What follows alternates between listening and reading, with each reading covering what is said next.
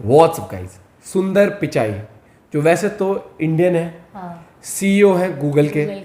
2000 plus crore रुपए Google उनको क्यों देता है, तो आज इस वीडियो में पता लगेगा। Get set fly fact channel से वीडियो है। गौरव भाई की आवाज बहुत मस्त लगती है मेरे को। कैसे सुंदर पिचाई गूगल कंपनी के सीईओ बने, हाउ सुंदर Pichai became the CEO of Google, क्या कुछ कहानी है इसके पीछे। आई एम श्योर बहुत मोटिवेशनल वीडियो होने वाली है, तो भाई वीडियो को लाइक करना मत भूलना। स्टार्टिंग में लाइक कर दो यार, बहुत ही प्राउड मोमेंट था जिस टाइम अनाउंस हुआ था ना ये वाला। और एक और चीज कहना चाहूंगा, गौरव भाई जिस तरीके से इन्फॉर्मेटिव वीडियोस लाते हैं ना, बहुत ही फन स्टाइल में, बहुत ही अलग टॉपिक पे होते हैं। जैसे खान सर पढ़ाई लिखाई लाते हैं, वैसे भाई बहुत इन्फॉर्मेटिव वीडियोस लेके आते हैं। वाली जो आई थी, बहुत मजा आता है वीडियोस में, तो साथ में एंजॉय करते हैं। ओरिजिनल वीडियो का लिंक डिस्क्रिप्शन में है, चैनल पे तो प्लीज सब्सक्राइब। हमारे ब्लॉग्स भी देखा करो दोस्तों, बहुत दिल लगा के बनाते हैं। 1 2 3 गो। हेलो फ्रेंड्स, मैं हूं गौरव। और ये बात बहुत ही कम लोगों को पता है कि 2014 में माइक्रोसॉफ्ट सुंदर पिचाई को अपना तीसरा सीईओ बनाना चाहता था। अब इवन दो उस समय पिचाई ऑलरेडी गूगल में काम कर रहे थे, चांसेस बहुत ज्यादा थे कि वो माइक्रोसॉफ्ट का ये ऑफर मंजूर कर लेते। क्यों? क्योंकि अपेरेंटली सुंदर पिचाई को खुद को गूगल इतना पसंद नहीं था जितना कि शायद माइक्रोसॉफ्ट। यहाँ तक कि एक बार जब उनका खुद का दोस्त गूगल ज्वाइन करना चाहता था, तब सुंदर पिचाई ने उसे ज्वाइन ना करने के लिए कन्विंस कर दिया था। पर फिर भी ये सब जानने के बावजूद क्यों गूगल ने पिचाई को रोकने के लिए हर साल 370 करोड़ रुपए के स्टॉक्स देने का वादा किया, और कितनी होगी उनकी मंथली सैलरी कि उनको वर्ल्ड्स हाईएस्ट पेड एम्प्लॉइज का खिताब मिला है। अब ना तो पिचाई मार्क ज़करबर्ग या बिल गेट्स जैसे कॉलेज ड्रॉप आउट है जिसने खुद की $1 बिलियन कंपनी खोल ली हो, और ना ही वो हमारे इलॉन भैया की तरह रॉकेट साइंस को बेहतर करके इंसानों को मार्स पर भेजने की कोशिश कर रहे हैं। यहाँ तक कि गूगल के जिन भी प्रोडक्ट्स के लिए अक्सर पिचाई को क्रेडिट्स दिया जाता है, वो प्रोडक्ट्स भी खुद के उनके आइडिया नहीं होते। तो फिर आखिर क्यों और कैसे सुंदर पिचाई गूगल के सीईओ बने? Well, let's find out in our today's video titled How Sundar Pichai became the CEO of Google. हर कहानी में एक हीरो होता है और उसकी होती है एक मंजिल, लेकिन उन मंजिल के बीच आता है action, masala, twists and turns. जैसे ये सब एक कहानी को ब्लॉकबस्टर बनाने के लिए जरूरी है, उसी तरह हीरो की बैक स्टोरी भी तो जरूरी है ना बॉस। हमारे हीरो यानी कि सुंदर पिचाई का जन्म जून 10, 1972 को चेन्नई के एक छोटे से घर में हुआ था, और मानो बचपन से ही उनका और साइंस का नाता जुड़ चुका था, क्योंकि पिचाई के पिता इलेक्ट्रिकल इंजीनियर होने के कारण वो हर रोज घर आने के बाद पिचाई को अपने काम के बारे में बताते रहते थे, जिसके कारण पिचाई ने आगे चल के आईआईटी से मेटलर्जिकल इंजीनियरिंग की थी, जहां एक बार सी ग्रेड मिलने के बावजूद उन्हें स्टैनफोर्ड यूनिवर्सिटी से स्कॉलरशिप मिली थी। बस फिर पिचाई निकल पड़े अपनी पहली फ्लाइट में सवार होके सीधे यूएस। पिचाई ने यूएस में अपना मास्टर्स और एमबीए कंप्लीट करके नौकरी करनी शुरू कर दी थी। उन्होंने कुछ समय तक अप्लाइड मटेरियल्स और मैकिन्सी एंड कंपनी नाम की मैनेजमेंट फर्म में काम किया था, और उसी दौरान उनका दोस्त गूगल में अप्लाई कर रहा था,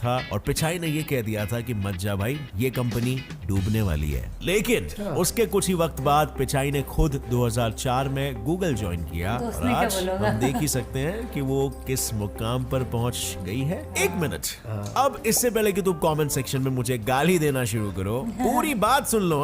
दरअसल पिचाई को अपने दोस्त को ना बोलने के पीछे कोई सेल्फिश मोटिव नहीं था, बल्कि उस दौरान यानी कि 1990s के वक्त एक बहुत ही बड़ा .com क्रैश हुआ था, .com बबल बर्स्ट भी कहा जाता है, जिसके कारण तकरीबन 90% इंटरनेट कंपनीज का दिवाला निकल गया था, और पिचाई को यह डर था कि कहीं गूगल का भी हाशिर कुछ ऐसा ना हो जाए, और इसीलिए उन्होंने अपने दोस्त को ना कहा था। और ना कहते भी क्यों नहीं। जून 2003 में यूएस में सिर्फ टेक फील्ड की अनएम्प्लॉयमेंट रेट 7.6% थी। करीबन 2,36,820 लोग जॉब्स के लिए भटक रहे थे, और उसी दौरान इंटरनेट इतना बूम होने के बावजूद उस पर कोई ऐसा प्लेटफॉर्म नहीं था जहां से लोग आसानी से जॉब्स ढूंढ सके। सो अनएम्प्लॉयमेंट की मारी बहुत थी, and I am pretty sure आज भी काफी हाई है, स्पेशली इस कोरोना के बाद। जैसे आपको पता होगा, कोविड के दौरान करोड़ों लोगों ने अपना रोजगार खो दिया था, और लॉकडाउन हटने के बाद भी लोगों को जॉब्स नहीं मिल रहे थे। बट मूविंग ऑन, अब जानते हैं कि असल में पिचाई का गूगल में क्या क्या कंट्रीब्यूशन है, और जिस वजह से उन्हें सीईओ की पोजीशन मिली है।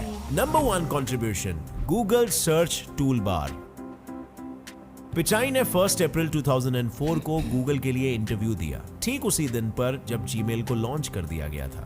ऑब्वियसली वो इंटरव्यू में सिलेक्ट हो गए और सिलेक्ट होते ही उन्हें गूगल के उस समय के सबसे मेजर डेवलपमेंट प्रोजेक्ट का मैनेजर बना दिया गया। वो डेवलपमेंट प्रोजेक्ट था गूगल सर्च टूल बार। अब अगर आपको ये नहीं पता कि ये किस चिड़िया का नाम है तो डोंट वरी, काफी लोगों को नहीं पता होता है क्योंकि इसका लॉन्च हुआ था 2000 में, जब तुम लोगों में से ज्यादातर लोग या तो लंगोट गीला कर रहे थे या फिर इस दुनिया में तुम्हारा अस्तित्व ही नहीं था। भले ही अभी लोगों को इस टूल बार के बारे में ना पता हो, लेकिन तभी ये गूगल के लिए एक बहुत ही इंपॉर्टेंट प्रोजेक्ट था क्योंकि यू सी उसके 2 साल बाद ही माइक्रोसॉफ्ट ने बिंग को इंटरनेट एक्सप्लोरर का डिफॉल्ट सर्च इंजन बना दिया था। पर 2 साल पहले ही आ जाने के कारण कई यूजर्स को गूगल सर्च ही ज्यादा कन्वीनियंट लगता था। अब सोचो अगर उस समय ये लॉन्च नहीं होता तो शायद हम आज भी इंटरनेट एक्सप्लोरर दादाजी पर बिंग का इस्तेमाल कर रहे हो। तो इसी तरह लक बाय चांस सुंदर पिचाई का पहला प्रोजेक्ट ही गूगल के लिए इतना इंपॉर्टेंट प्रोजेक्ट साबित हो गया। Number 2, Google Chrome.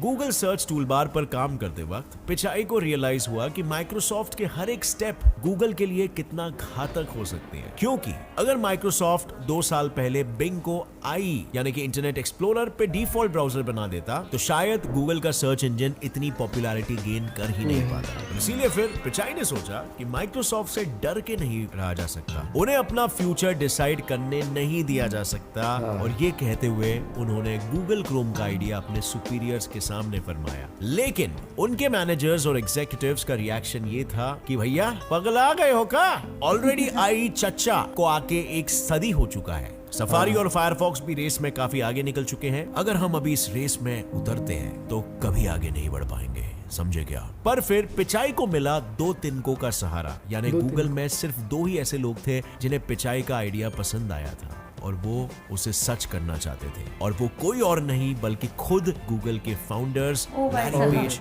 और सर्गे ब्रिन, क्योंकि उन्हें ये पता था कि गूगल का किसी भी रेस में जीतने का कारण ये नहीं कि वो रेस ट्रैक पे सबसे पहले आए थे, यानी सर्च इंजिन्स की रेस में वो 8 साल लेट आए थे, मेल सिस्टम्स के रेस में वो पूरे 33 इयर्स लेट आए थे। सो ऑब्वियसली यहाँ पर भी एक्सेप्शन हो सकता है। इनफैक्ट जब वो वीडियो शेयरिंग प्लेटफॉर्म की दुनिया में उतरे थे तब उन्होंने सबसे जूने वीडियो शेयरिंग प्लेटफॉर्म shareyourworld.com को छोड़कर YouTube को खरीदा था। shareyourworld.com was launched in 1997, YouTube was launched in 2005. So basically खुद के ही सक्सेस को देखते हुए उन्हें ये तो पता था कि ये मैटर नहीं करता कि तुम फर्स्ट हो या लास्ट, लेकिन ये मैटर करता है कि तुम कितना अच्छा प्रोडक्ट और सर्विसेज अपने कस्टमर्स को प्रोवाइड कर सकते हो। इसीलिए फिर उन्होंने सुंदर पिचाई को और उनके आइडिया को ग्रीन सिग्नल दे दिया, लेकिन पिचाई इनसे भी एक कदम आगे थे। ग्रीन सिग्नल मिलने से पहले ही उन्होंने गूगल के नए ब्राउजर के लिए कुछ की टारगेट्स डिसाइड कर लिए थे, जिसमें से टारगेट नंबर 1 था creating an unbeatable UI. Google का यूआई यानी कि यूजर इंटरफेस पहले से ही लोगों में हिट था,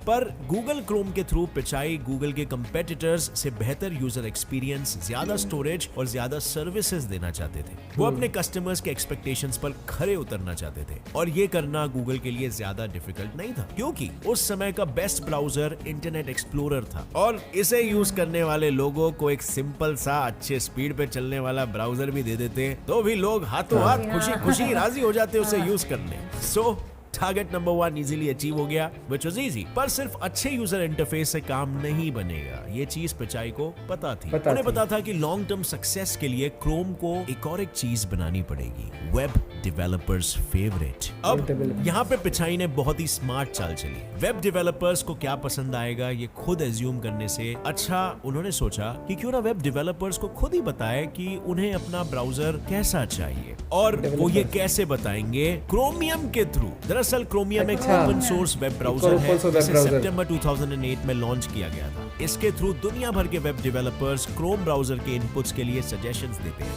और पिचाई की टीम उनमें से सबसे अच्छे सजेशंस को इंप्लीमेंट करते थे, जिसके कारण गूगल क्रोम काफी स्टेबल और फास्ट बन चुका। कस्टमर के थ्रू इस स्पीड को एक अच्छे और स्मार्ट यूआई के साथ कंपेयर करो, बस फिर ऑब्वियसली रो के चलने वाला इंटरनेट एक्सप्लोरर से क्रोम पे स्विच होने के लिए लोगों को ज्यादा समय नहीं लगा। Contribution number 3, Google drive. Google ने ऑफिस प्रोडक्ट्स के स्पेस में धमाका तो 2006 में ही मचा दिया था। Google docs, docs, Google slides और गूगल शीट्स को लॉन्च करके। अब ऑब्वियसली ये सारे ऑफिस प्रोडक्ट्स माइक्रोसॉफ्ट ऑफिस जितने एडवांस नहीं थे, लेकिन ये बिल्कुल मुफ्त थे और इसी फ्री के टैग ने शहद का काम किया और एक एक करके मधुमक्खियों के झुंड यानी कि कंपनीज इसके तरफ आकर्षित होने लगी और इस तरह वो माइक्रोसॉफ्ट भैया से कंपटीशन में आगे बढ़ता चला। बट गूगल फील्ड में उतर तो गया था, लेकिन उसके प्रोडक्ट्स उतने एडवांस नहीं थे जितने कि माइक्रोसॉफ्ट के थे। बट हाँ, फ्री तो थे जैसे मैंने बताया, तो कस्टमर्स अट्रैक्ट करने के लिए और क्या कर सकते थे वो। इस पॉइंट पे सुंदर पिचाई ने सोचा कि व्हाट इफ लोग अपने इन प्रोजेक्ट्स पर लोगों के साथ कोलैबोरेट कर सके तो। बस फिर ऐसे ही जन्म हुआ गूगल ड्राइव का, जहां यूजर्स अपने फाइल्स को फोन या पीसी में सेव करने के बजाय गूगल के डेटा सेंटर्स में सेव कर सकते थे। इससे वो इजीली अपने फाइल्स दूसरों के साथ शेयर कर सकते थे और ऑनलाइन सब कोलैबोरेट कर सकते थे। Contribution number 4, Android one. अब इतने बैक टू बैक सक्सेसेस के बाद 2012 में सुंदर पिचाई को vice president of Chrome and apps के पद पे विराजमान कर दिया गया था। फिर 2013 में अचानक एंड्रॉइड के क्रिएटर एंडी रूबिन गूगल को टाटा बाय बाय बोल के निकल गए और ऐसे में एंड्रॉइड के डिवीजन को मैनेज करने की पूरी रिस्पॉन्सिबिलिटी भी पिचाई पर आ गई। तब पिचाई ने एंड्रॉइड वन को दुनिया से परिचय कराया। पहले जो एंड्रॉइड गूगल की एक अलग कंपनी थी, अब वो पिचाई के कारण गूगल के साथ ज्यादा इंटीग्रेटेड हो गई,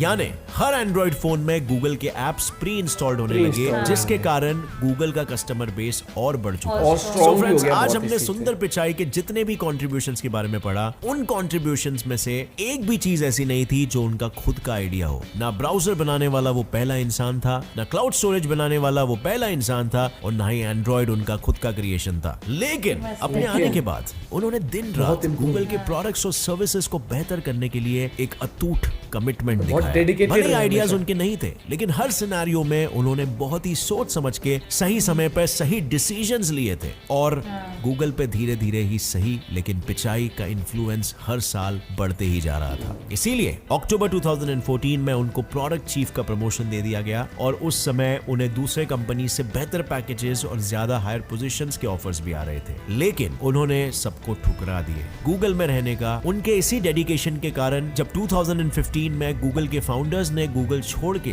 अल्फाबेट यानी गूगल की पेरेंट कंपनी की स्थापना की, तब गूगल के सीईओ की पोजीशन सीधे सुंदर पिचाई को ही चली गई। मतलब वो अब गूगल कंपनी से भी एक कदम आगे बढ़ गए और गूगल के पेरेंट कंपनी, जिसके अंदर गूगल जैसी और भी कंपनियां हैं, उसके भी सीईओ बन गए। और ये चीज हुई 2019 में, जब लैरी और सर्गे ने अल्फाबेट के सीईओ का पद छोड़कर चेयरमैन रोल्स अपना लिया और फिर पिचाई गूगल और अल्फाबेट दोनों के सीईओ बन गए, जिनकी आज मंथली सैलरी ही 1600 करोड़ रुपीस है।